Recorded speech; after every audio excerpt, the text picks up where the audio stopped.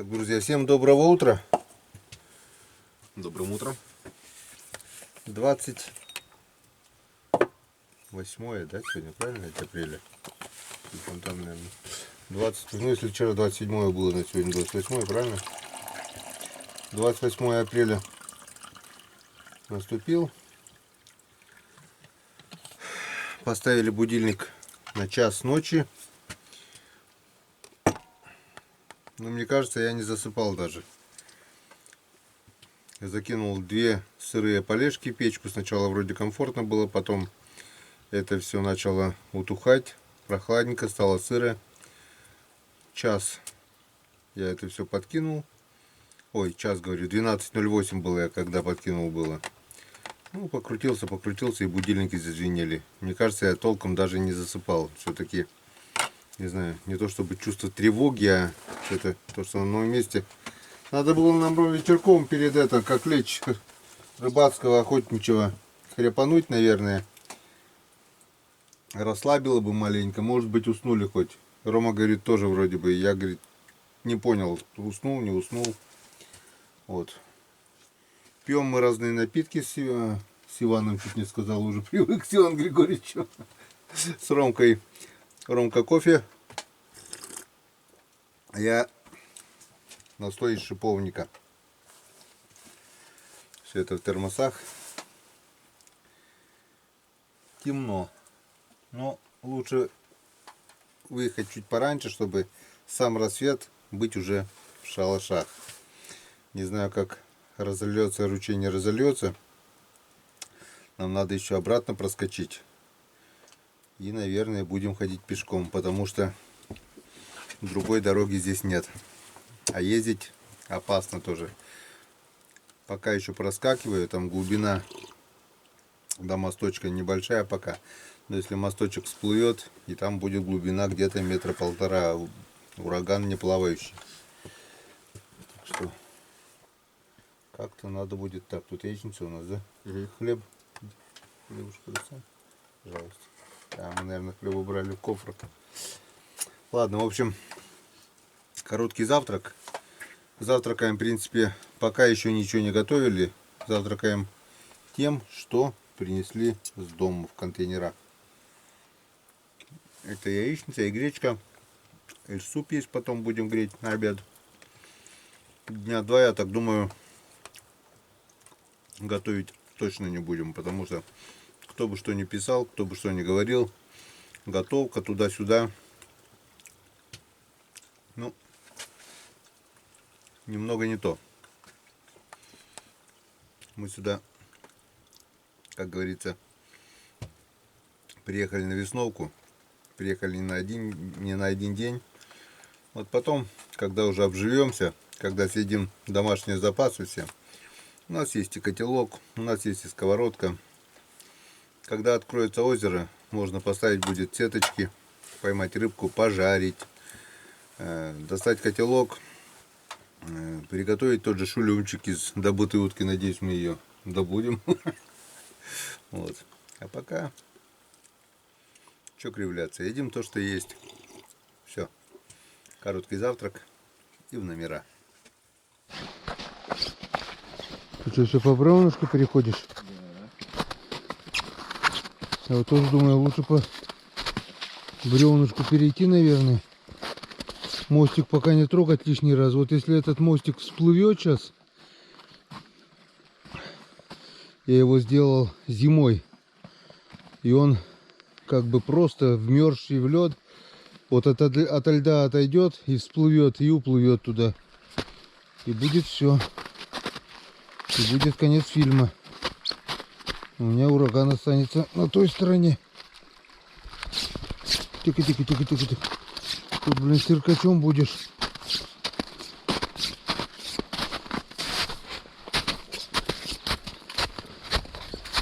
Да. Снега еще больше, чем достаточно. Тем временем на улице начал уже светать. Будильник надо ставить не на час, а на 12:30. Или долго собираемся, или время быстро идти. шалаш летит. Взял с собой второй ствол моего оленя 32 калибра. Посмотрим, что да как. Блин, еще не лезет никуда. Ладно.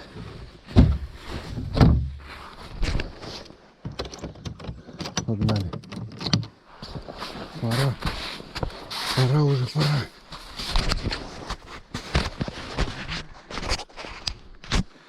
Так, ну вот, прибыли. Урагана немножко спрятали в кустики. Все, дальше пешком. Вот он, шалаш. Снег пока еще есть.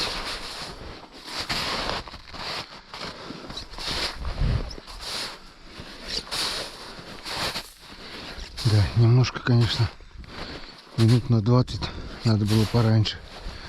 Ладно. Сейчас по-быстрому идем в шалаш.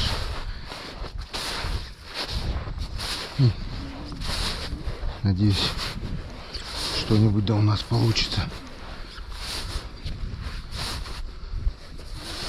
Чем нравится вот мне еще 32 калибр. Ой, вспомнил про калибр. И вспомнил про патроны. Патроны в кофре забыл. Хотел сказать, патроны маленькие.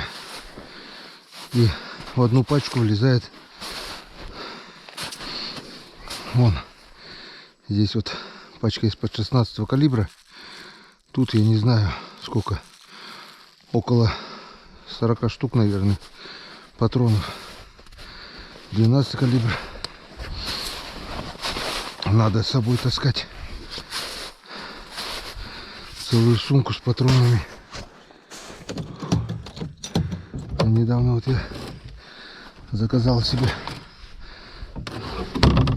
на Озоне вот такой кейс на 60 патронов. И тоже как бы очень удобно. Все, он взял, не надо с собой ни пакетов, ни сумок. 60 патронов на удрянку. Думаю, больше, чем достаточно. Тем более 32 еще есть. С 32 буду стрелять черков, которые садятся близко, чтобы их не разрывало. Ну, подранков тоже. Ладно, хорош болтать. Идем в шалаш. Обязательно с собой берем крепкий шест. На всякий случай. Случаи бывают разные. И пошли.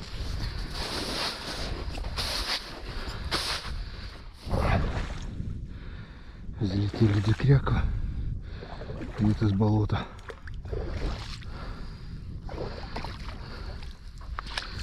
Вот.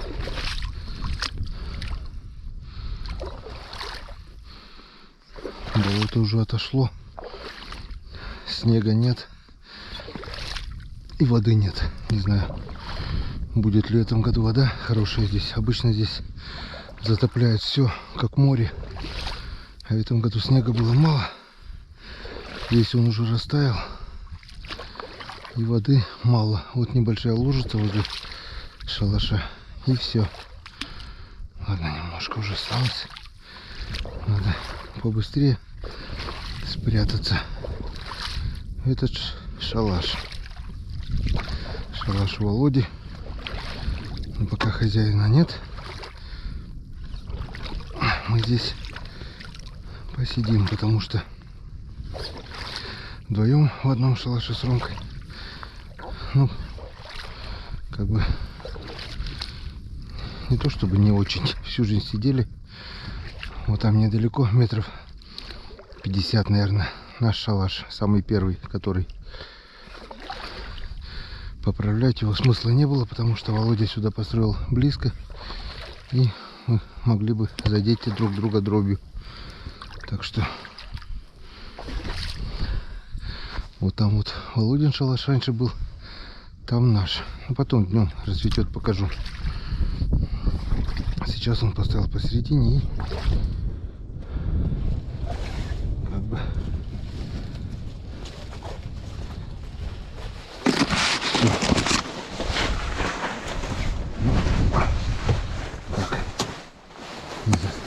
не пух. Муха. Так вот готовлю с камерой. Опять уронил камеру в воду.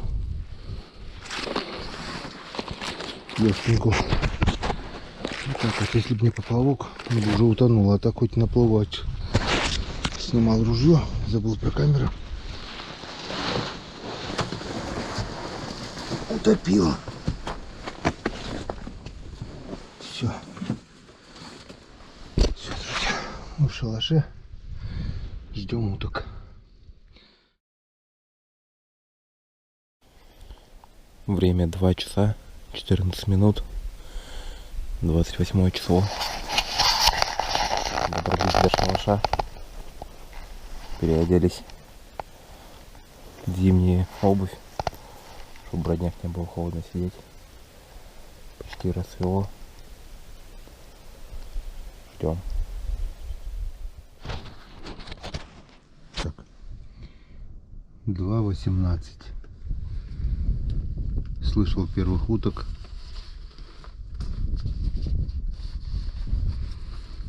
По звуку это были шилохвости.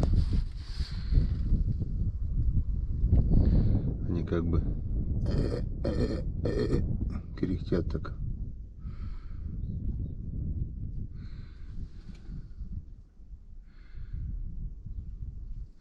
Пролетели, никуда не сели. 2 часа уже, можно сказать, видно, где и как стрелять. Я так думаю, без 15:02 надо уже быть в шалаше, как минимум. Мы сегодня немножко опоздали. Утка, вот я говорю, пока шли к шалашу, уток подняли. Слышно было. Вот 6 штук. 6 штук. 6 штук пролетело. Куда сядут, не знаю. Даже не понял, что за утки были. Что-то короткие шеи вроде бы. Съезди, что ли. Пролетели рядом с шалашом метров 30, наверное. Но это такой шалаш, что с него в лед не постреляешь.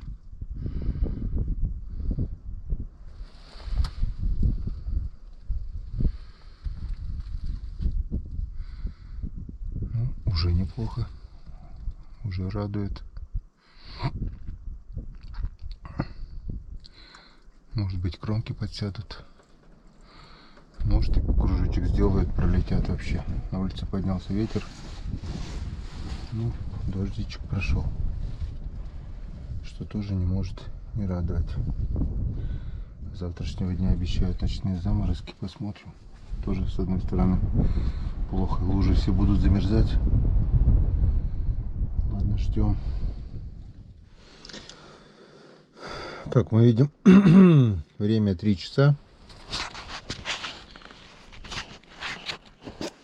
И ни одной утки в течение часа. Сидим вот здесь уже час. Ни одной утки. Рассвело. Вот когда подходил к шалашу, взлетели. И 6 уток пролетели. Так вот куда-то в ту сторону, и все. Больше не видно, не слышно. Вообще никакого лета уток нет. Повторяется все один в один с прошлым годом. Прошлый год я также вечером заехал. Но так вообще был зоопарк. Утки было очень много, летело.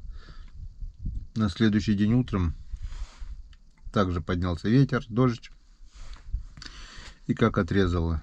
И, кстати, в этих же числах было. Просто прошлый год было немного снега еще. Сейчас вот болото полностью, как мы видим, растаяло. И воды очень и очень мало. Вот вокруг шалаша здесь немного есть вода. Но в основном трава, трава, трава. Обычно здесь море воды, просторы, и утка летит, садится. В этом году снега было мало, и утка будет, конечно. И вода еще немножко будет. Озеро начинает открываться, когда здесь вода прибывает, уже не знаю, откуда она появляется. В лесу еще очень много снега. Если будет обильное таяние, с леса это все вытечет сюда, и вода еще немного будет, и утка будет, но пока ее нет. Так, пару слов о моих ружьях, о моих новинках. Вот это ружье ЧЗ Magnum, пятизарядка. И вот раритетное ружье.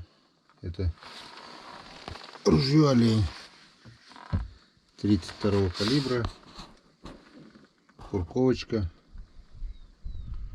вертикалочка. Давно уж хотел такое оружие, и вот все-таки я его приобрел. Правда, ни одного выстрела пока еще не сделал, что с одного, что с второго ружья. Но надеюсь, мы обязательно испытаем эти ружья и посмотрим. Если с первого выстрела это будет удачно, то значит и дальнейшая охота с этими ружьями будет удачная.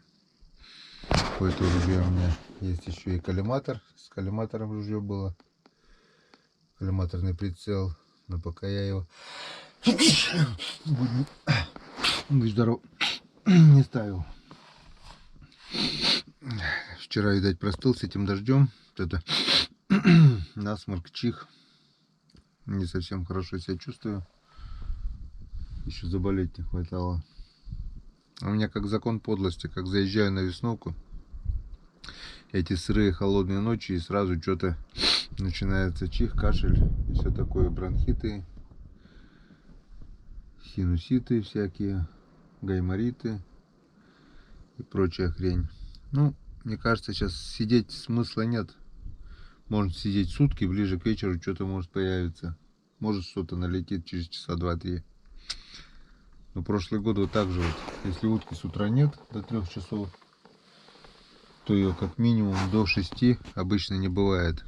Это уж когда хохлатая чернь здесь есть, 6 до 7 там бывает уже по новой начинаются перелеты. Нигде ни одного выстрела, ни одного перелета, ни гусей, ни уток, никого нет. У Романа тишина, на Печоре тишина, моторные лодки пока не ездят, навигации пока не слышно. В общем, только сырая, мерзопакостная погода, ветер. Пока ничего хорошего. Еще минут 15 посижу и пойдем в избу. Не вижу смысла. Пока. Пока.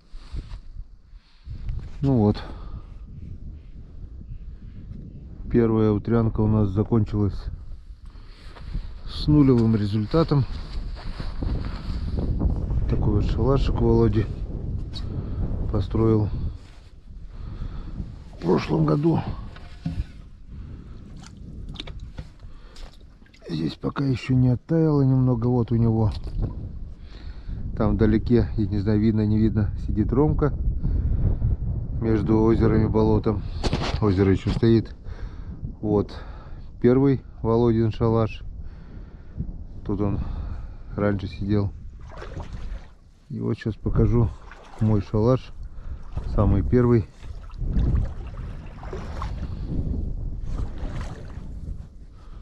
Вот он, мой шалаш, самый первый.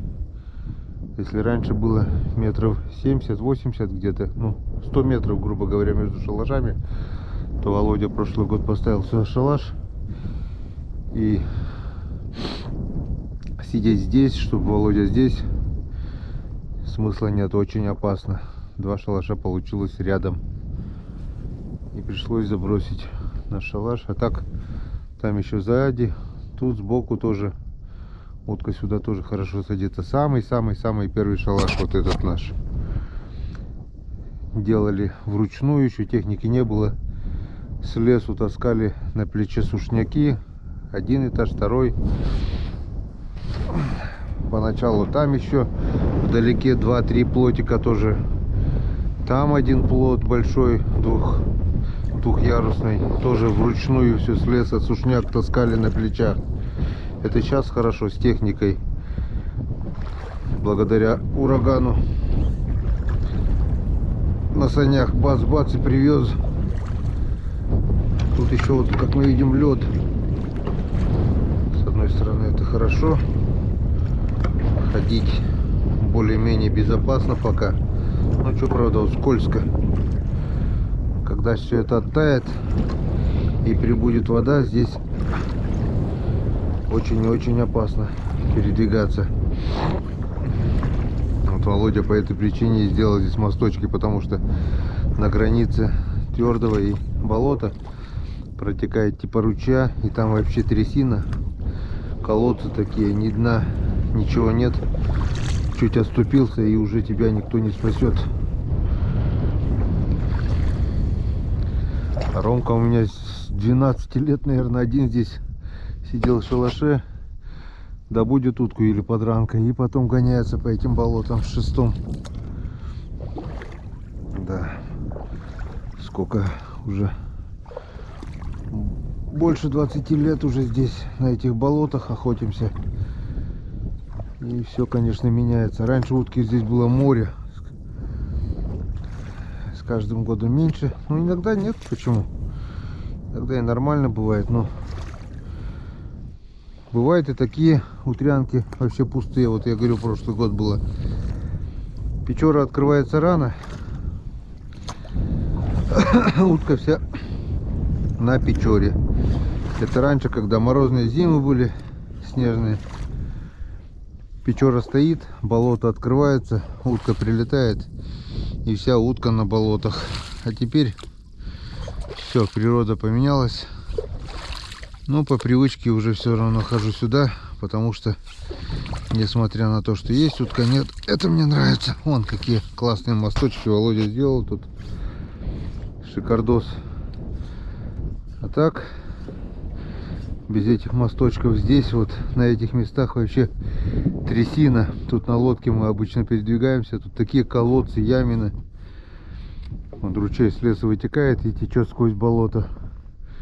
И очень и очень опасно. А раньше все это мы ходили еще раньше, лет 20 назад. Никаких плотов раньше не было. Мы просто ходили и в резиновых бронях стояли по 3-4 часа выше колена в воде и ждали перелета уток. Вот как-то вот так. Опачки. Ну все. Ромка тоже, смотрю, он выходит уже с шалаша. Потихонечку дотопаем до урагана. И в избушечку перекусим, попьем чаю и отдохнем нормально. Ну, до этого, а потом уже займемся днем хозяйскими делами. Но сначала надо будет еще ручей переехать обязательно, пока он не разлился.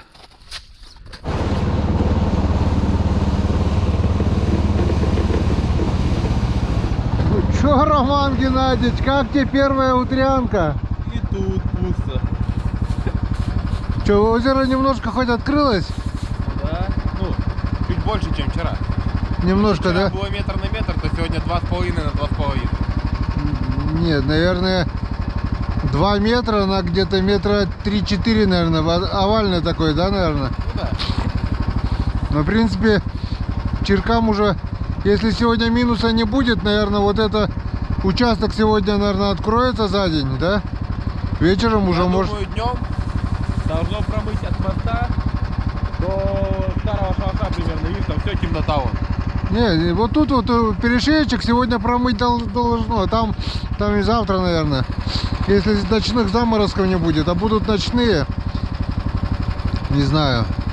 Надо прогноз. А что прогноз? Что будет, то будет. Но сейчас утки смысла нету, так что пойдем лучше отдохнем. Там видно будет.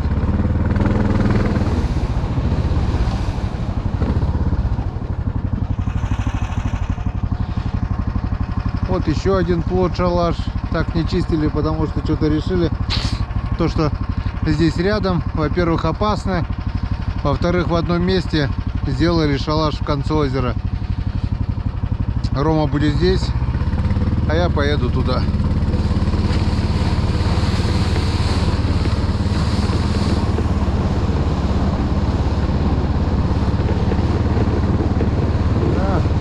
урагане красота, конечно.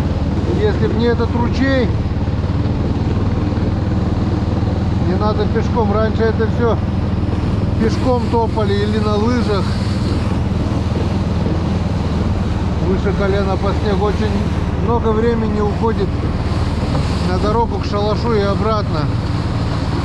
По этой причине там и ночевали, мерзли всю ночь. Надо два урагана. Один на этой стороне, другой на той. Подъемчик вот такой тут. Будем штурмовать.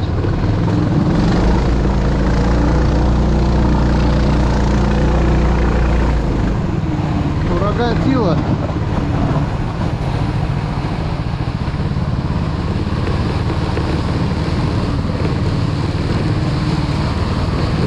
А теперь будет самое интересное. Это переезд через ручей. Так, ну что, с Богом.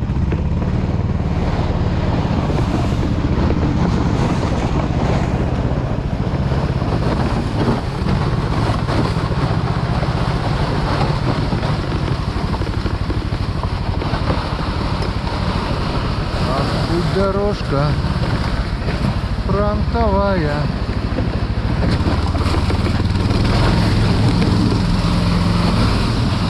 Не страшно.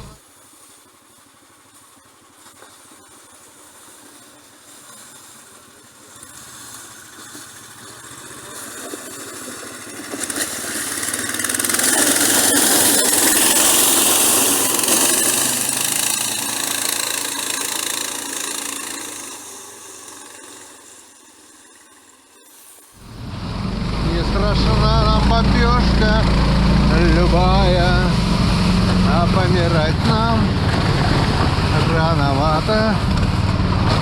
Есть у нас еще дома дела. Как-то вот так. Красота. Умница, ураган. В общем, жесткое падение, навернулся. Вон лед, то, что я говорил, накапало. Если подняться здесь еще можно, то спускаться это очень-очень опасно. В общем, подскользнулся, вон, навернулся здесь, ноги вперед, зад, упал на локоть, весь вот стал грязный. Мой белый свитер сразу же повредил плечо, походу. Адская боль, не знаю, вышибла, не вышибла, но вроде пока еще сгоряча нормально двигается. И тряханула бошку вообще. Жесткое падение, прям был жесткий удар, вот здесь вот поскользнулся. Хорошо, что успел сгруппироваться немножко. Не на затылок упал, не на спину, а успел повернуться и упал на бок. Сам говорю, Роме говорю, здесь подниматься, спускаться нельзя. Если только подниматься, пока не растаяло. Спускаться лучше здесь. А обход здесь тоже лед вообще-то. Каждый год одна и та же беда. Прошлый год я расколотил здесь все топором до земли, все, до песка. И более-менее было нормально. В этом году, наверное, тоже так придется. Не знаю, как будет дальше, но пока плечо болит охрененно. Хорошо, что не правые, а левые. Да, в принципе, какая разница, блин. И башку тряхануло. Вот сейчас вообще сотрясение небольшое. Блин, все не так и все не то. Утки нет. Упал, блин. Ладно. Хорош ныть. Меняем цепь на пиле. Едем за дровами. Рома уже раскалывает сушничок. В общем, занимаем хозяйскими делами. Потом уже позавтракаем и ляжем спать. Отдохнем. Башку тряханул капитально. Удар был. Не знаю. Аж земля содрогнулась. Просто вот здесь вот у меня ноги пошли вниз и пиш. Полный пипец.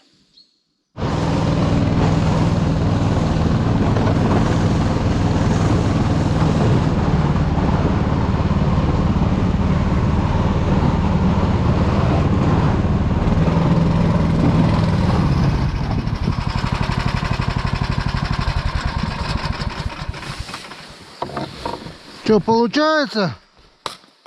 У меня не может не получаться. Не падал? Нет.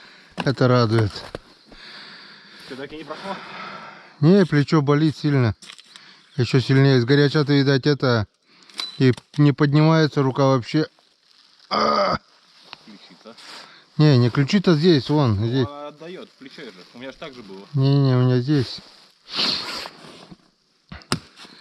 Че, не намокли дрова? Нормально еще? Сухие. Че, все дрова переколол, что привезли? Почти. А туда отнешь, да, уже избу? Да. А? Да. А это хочешь корытом, что ли? Нет. Я просто так и отношу, чтобы по льду не бегать. А, ну понятно. Ну. Блин, Ром, иногда все-таки у тебя голова работает.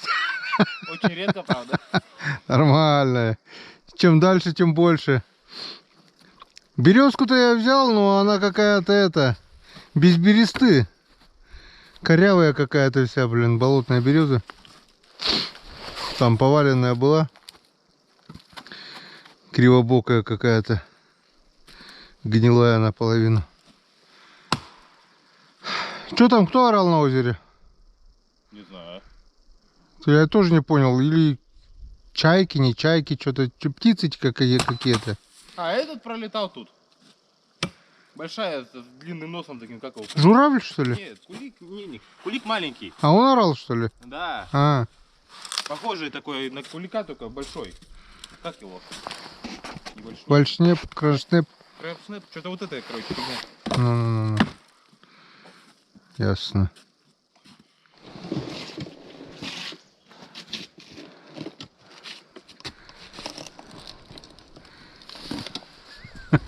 А за 2 раза не судьба была, да? Не. Так, иди туда, наверное. Ленивые по 2 раза не ходят. Давай я здесь приму, ты там толкай или поддерживай, я не знаю. Я здесь подстрахую. А то прикинь, это все, у тебя хозяйство еще в ручей туда убежит. Тогда будет другая посылка. Да, платить можно. Дурная голова на нем потом не дает. Да. И все в сборе. На своих ошибках учатся. А что я поворачиваю туда? Так, Бери туда, наверное.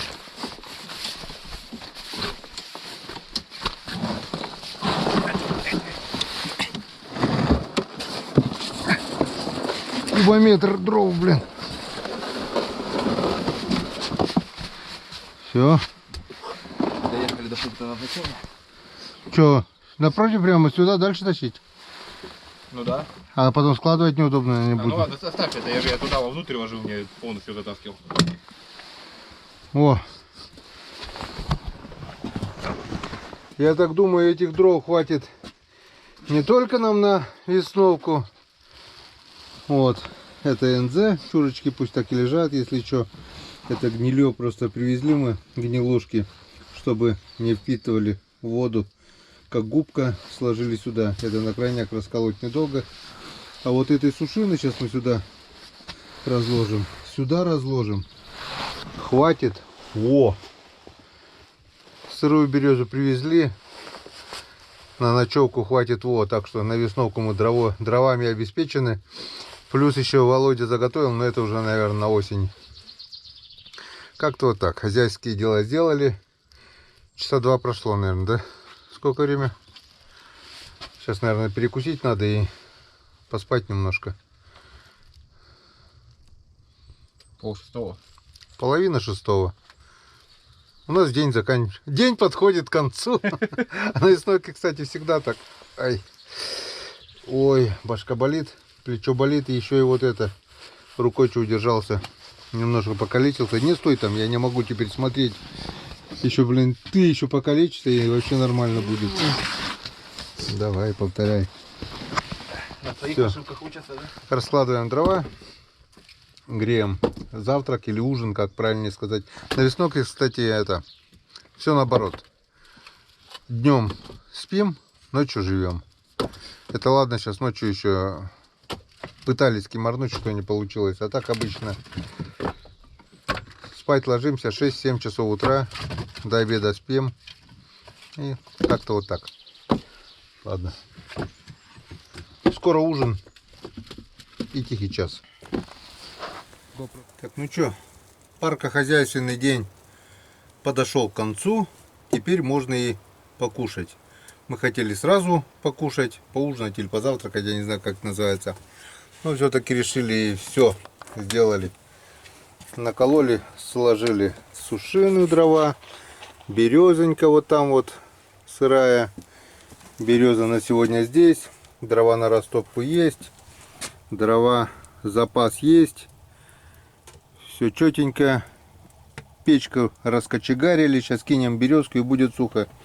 Навели порядок в избушке, относительно как это возможно. На веранде тоже все подмели, убрали лишнюю грязь. И стало как-то даже приятнее от чистоты, от порядка этого. Вот, теперь можно и... Единственное вот неудачное падение. Плечо, запястье и еще где-то внутри вот здесь вот тряхануло, вот что-то вот левая сторона аж мышца, такое ощущение, что что-то здесь место двинулось внутри, блин, от удара, блин. И башка еще не своя получается. Падение, конечно, было жесткое. Че, наливаешь или? Ну, пузырь поднять. Пузырь поднять могу.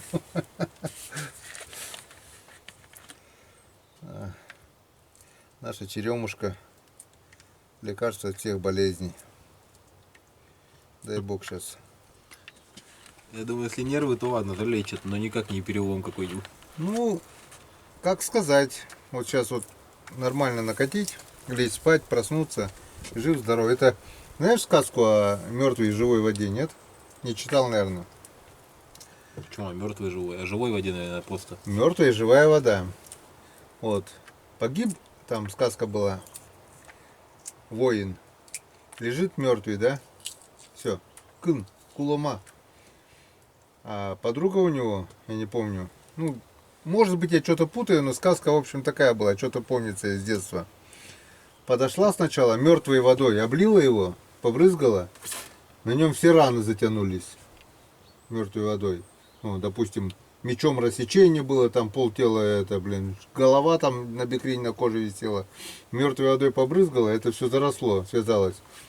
Все, мертвой водой. Потом раз живой водой побрызгала, и все, он живой, ожил. Я чмокнула еще, поцеловала, получается, наверное, до конца, чтобы ожил. Вот. Не, такое не читал, я мультик смотрел вроде бы, есть, типа, что-то с живой водой связано, какой-то мультик есть. Или фильм даже, фильм, наверное. Вот видишь, мы читали, вы мультики смотрите. Что будут делать ваши дети, хрен его знает. В Ютубе гайды смотреть. Гайды это что? Это когда 2-часовой фильм за 5 минут рассказывают. Да, Типа там вот. понятно. Бежал колобок, споткнулся, лисей в рот попал, все, типа, вот тебе и сказочки конец. А я вот даже, не знаю, в начальной школе я всю детскую библиотеку в деревне перечитал. Не было непрочитанной книги. Вот Галина Александровна Мамонтова, вот это, свидетель этому. А потом в интернат перевелся в 4 класса. Даже там сначала книги брал, читал. Потом в 4, 5 меньше, в 6 еще меньше. А в 7 мне что-то, блин, их школьной программы начало хватать до тошноты, и я перестал читать. А сейчас, наверное, молодежи вообще никто не читает. Я в армии читал. Я читал там вот «Тихий Дон», «Поднятая целина», вот у Торлопова, коми писателя, интересные тоже повести, вот это там трилогия была, вот это все. Помнишь, я тебя еще заставлял читать у Торлопова, я говорю, читай интересные про тайгу, про лес, про охоту. Помнишь? Ну это где они еще бревна сплавляли там, когда Да, вот это да, вот. да, вот эту трилогию Торлопова. И нормально. Чем больше читаешь, тем мысленно ты запоминаешь, как выглядят слова. Я вот правила русского языка практически не знаю, а пишу без ошибок, потому что я уже знаю, как это слово выглядит примерно. Если я начну думать, я обязательно сделаю ошибку. Но если начинать с правила, как это вспоминать, я их даже не знаю. В общем, я живу не по правилам. А так как, ну, как я считаю, нужно жить. И надо вообще стараться, как говорится, жить так, какой ты есть, а не кривляться и не изображать из себя кого бы то не было. То есть, если я могу позволить себе махануть рыбацкого напитка, почему я на камеру буду пить, допустим, Чай. козье молоко, блин, допустим, или еще что-нибудь. Я же не спиртной напиток, это рыбацкий напиток. В общем, надо быть тем, кто ты есть, а не ставить из себя фуфыры какую-то, или казаться лучше, или показать себя каким-то, угодить кому-то тоже. Никогда не надо угождать, не надо плясать ни под чью дудку, надо быть тем, кто ты есть. Все, за это надо выпить. О, у меня же рука начала проходить немножко. О, у меня даже челюсть заболела. Оказывается, блин, до того тряхануло, вроде лицом ты не упал. И с орбиты сошел. Череп с орбиты сошел.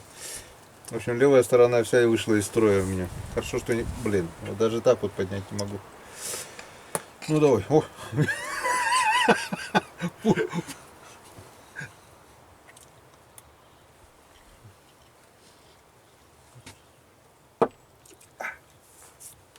Вкусняшка. А хлебушка не достали. Хлеб опять там, да? Нет? Да, опять под камерой. А нет, стоп. Вру. Идешь, потому что я когда ставил камеру, осмотрел, хлеба там не было. На. Электронный градусник будем, нет?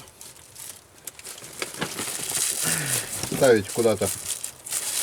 Нам он нужен, нет вообще? Ну так-то было бы, наверное, интересно глянуть температуру. Сейчас устроим.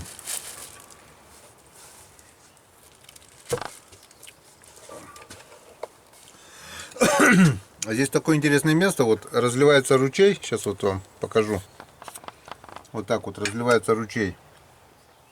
И несколько раз уж было такое, когда ручей разольется, он прямо вот здесь к избе подходит, ну, в низине.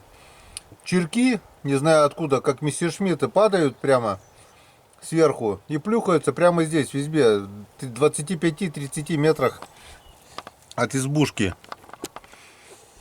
Потом такие смотрят на нас. Вы кто такие? И опять, как сверху сели, так же вверх поднялись, улетели. Вообще очень интересная траектория полета у этих черков. Слышали лебедей? Стая лебедей не видно было, но где-то по ту сторону озера пролетели. Так, север. На восток куда-то, на юго-восток куда-то вот туда полетели. Не так-то и высоко. Утки не летит вообще. Когда массовый перелет утки... Блин, я даже хлеб порезать не могу. Когда массовый перелет утки, вот так вот, особенно ночью, вот, между вечерней зорькой и между утрянкой, сидишь, вот, допустим, вот здесь, возле избушки. Раньше вот толпа возле костра сидит, байки рассказывает, вот, и слышно просто перелет. Стая за стаей, вот, свиязи, широконоски, допустим, черки, там все вот это, как зоопарк, вот тут такой звук стоял, все. И идешь по темноте, шалаш, и все, налетают, падают, бам-бам-бам-бам-бам. Сейчас тишина, сейчас ночью не летит утка. Я вот виню то, что Печора раньше времени уходит, она вся на реке. Раньше Печора стоит, здесь открывается, и вот так они прилетают. В общем, чем позже ледоход, тем дружнее массово летит утка, тем лучше она идет на болото. Лед ушел на Печоре, что она будет здесь на болото прийти? Ну, сядут там 3-4 утки, остальная вся на реке. Спокойно сплавляются в безопасности. Ну, на кормежку, в принципе, надо тоже, но я не знаю, где они кормятся. Но при этом на Печоре ведь тоже тишина. Ну, на Печоре-то и ледоход еще, не так ты и разгуляешься, с одной стороны. С другой стороны, может быть, кто-то на лодке и катается, но мы и не слышим ветер, потому что это когда пытается интернет поймать, бесполезно. Ну, смотри, ветер дунет, 4 палки аж появляется. У меня и 5 палок появляется, но здесь не поймаешь. Вдруг погоду загрузит. Если ясно будет, солнечно или морозец, тогда можно еще. Погоду надо маме позвонить, мама скажет. А от конца озера там уже интернет есть. 2 километра. Там спок что, видать, берет. Где-то по открытой линии. Расстояние ближе, и что-то, видать, как-то под волну попадает. Ну вот.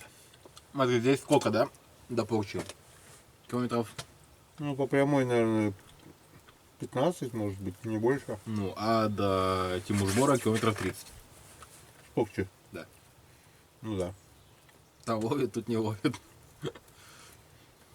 Почему не ловит? Я говорю, в конце озера нормально Не, ловит. ну, вот тут именно имею в виду. А в Тимишборе-то, ну, на берегу ловит, тоже место не постоянно же, не везде ловит. Это по реке 30, а так может быть напрямую-то и нет. Ладно.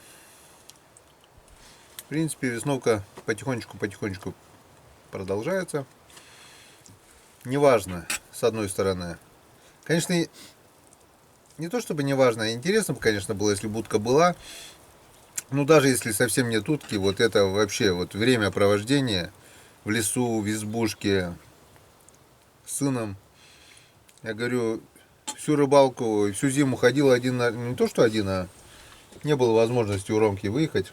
Хотя пишут комментарии там, а тиски лучше с молодой женой побудете, чем на рыбалке. Ну, скажи что-нибудь. Почему ты... Можно спокойно провести 2 недели на весновке? Ну, на весновке-то ладно. А рыбалка не очень. Не. Ну вот даже вот на лесной речке, когда хариус клюет, неинтересно. Не, ну. Там идет понимание то, что ты его будешь кушать. Не то что кушать, а сам процесс вот в избушке. Мне, допустим, интересно, пробурил лунку, отпускаешь, бац, удар такой, вытаскиваешь, леска звенит. Не знаю, мне нравится. Не знаю, вот ехали на рыбалку, даже, ну, там, можем поймать, не знаю, там, ну, 30 килограмм, допустим, хариута. Ну, так, очень много взять, если. Оно как-то, ну, не так идет. А сюда едем, я даже не думаю, что мы что-то добудем, у меня уже улыбка, как только мы сели в буксировщик. Ну, даже если ни одна утка не летает, да? Да. Ну, А потому если еще один раз и стрельнуть в кого-нибудь? Ну, не в кого-нибудь, а в утку. Сейчас, если я найду фотографию, ставлю кадр. Ромка стоит вот с этим ружьем. Где у тебя одностволка? Там. Вот возле тех бревен, которые... Да, вот с этим ружьем уже стоит. Он с этим ружьем уже с 11 лет охотится. Вот такой вот сидит. Большой-большой в моей шапке. В жилетке с патронташем, да, вроде вот это, которая... Не помню. Вроде да. И вот здесь вот на углу так сидит, облокотившийся. Вроде даже с уткой, да? Нет? Ну, сейчас я, если найду, обязательно ставлю. Нет, без уток. Просто так. Пару кадров я сейчас ставлю, если найду фотографии. Конечно, если он с 10 лет здесь на озере, с 11 лет стреляет, а с 12 лет один уже ходил в шалаши и сидел всю ночь. Ну, понятное дело. На. Будет нравиться ли мне бурый. Если он вырос на этом болоте, получается. Ну, на рыбалку же тоже я ездил. На рыбалку с 8 лет я тебя водил. На спиннинг. На зимнюю тоже с 8-9, наверное, зимой. Меньше, наверное, куда-нибудь так, без ночевок. С ночевкой в избушке. Специально тебе место для туалета выкапывал. Ребенок по 2 дня, по 3 дня, блин. Я, говорит, до дома потерплю. Я говорю, куда ты терпеть будешь? Ничего, ходил. Ну вот, не привязалась рыбалка, а охота нормально. Ну ничего. О, ворон. Угу. Там я перешел перед шалашом. Свежие лосиные следы, буквально вчерашние. И такая куча вот этих какашек, блин. Просто он наложил, не знаю, пол ведра, наверное, если не больше. Вот ну, парни идет, но вот не вчера, получается, а ночью, видать. Они ночью передвигаться, днем-то нет. Ну, не знаю, но след свежий, только-только прошел. И мы проезжали, считай, свежий. Он, видать, так крутанулся, где-то здесь что шастает. Лосик. Лось-то бог с ним, пусть ходит, бегает. А вот если, когда вот идешь по буранке или так, и следы медведя, у меня здесь случай один был, нарубил веток и перетаскиваю к шалашу, чтобы маскировку сделать. Вот нарубил, нормально иду по своему следу, нарубил, перетаскиваю.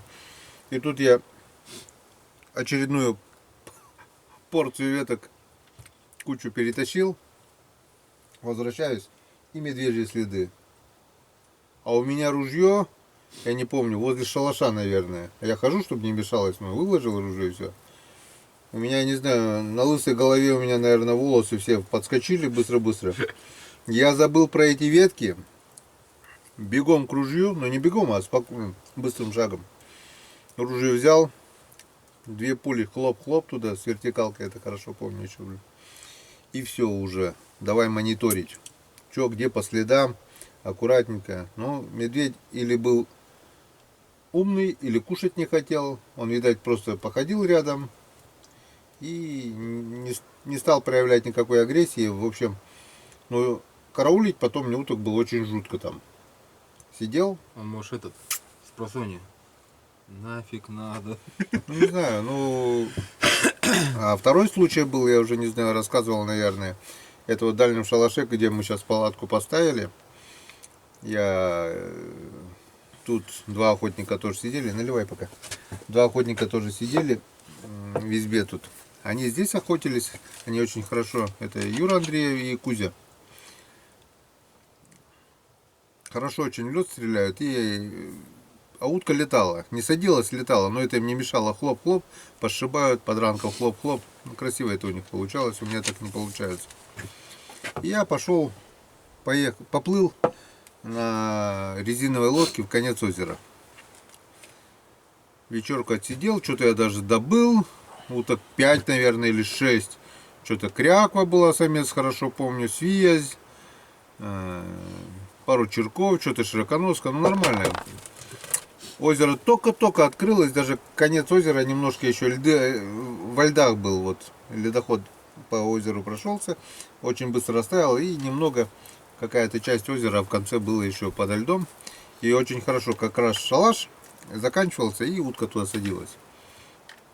И вот я оттащил лодку в лес, сижу, отстрелялся, и думаю, что я до избы буду идти, ну, переночую, что тут осталось-то, 2-3 часа в скоротке, термос с чаем, перекусить что-то было. И уже готовился 2-3 часа провести, сидя в плоту. Ни палатки, ни спального мешка, ничего не было. Прохладно, жутко, ну что теперь, чем вот эти 2 километра мотылять на веслах до избы. И только-только я, не помню, курил, наверное, тогда еще, да. Попил чаю с термоса, закурил. И слышу чмырк, чмырк, чмырк, чмырк по воде. А в конце озера есть такая жердина скользкая. По ней переходят. Ну, все топь такая. И как-то мне было лет 17, наверное, с братом приходили сюда смотреть уток, я подскользнулся и утонул полностью. Брат помог выкарабкаться. После этого меня напрочь отбило желание переходить по этой жердине. И где-то в том районе, в районе этой жердины, чмырк, чмырк, чмырк, чмырк. Я такой думаю, а темень уже, все стемнело, я не вижу. Но от меня метров 100, может быть, 150 максимум. Меньше, наверное, даже. Я такой спокойно разберу пулевые. Хлоп-хлоп, оба ствола. Повернул патронтаж. У меня здесь вот с правой стороны пули. Приготовился. Думаю, что, как? Мою сторону, не мою сторону. И тут, видать, я не знаю, кто это был. Может, человек, но человек обычно с фонариком ходит. Но в темень такую точно он не будет переходить по одной жердочке. И плюх, то ли жердочки сорвался, то ли просто всплеск такой. Такое ощущение, что кто-то поскользнулся и упал вот в эту болотину, жижу, блин. Мне второго раза не было ничего надо говорить. Я бегом к лодке. Беру лодку, а еще один баллон спускал по клапану. Спускаю в озеро. Быстренько на середину озера выплываю на резинке. Оглядываюсь, ну, по воде-то видно, если кто-то там прыгнул за мной и все. И давай вот коленями накачивать лодку, лягушкой вот это насосом, а руками вот так вот. Прихожу сюда к мужикам, рассказываю, они ржут надо мной, угорают, блин. Ну, утром поехал опять туда, но было уже на рассвете, уже как бы нормально. Кто это был, до сих пор не знаю, но испугался конкретно. Ладно, заболтались, в общем, кушаем, отдыхаем.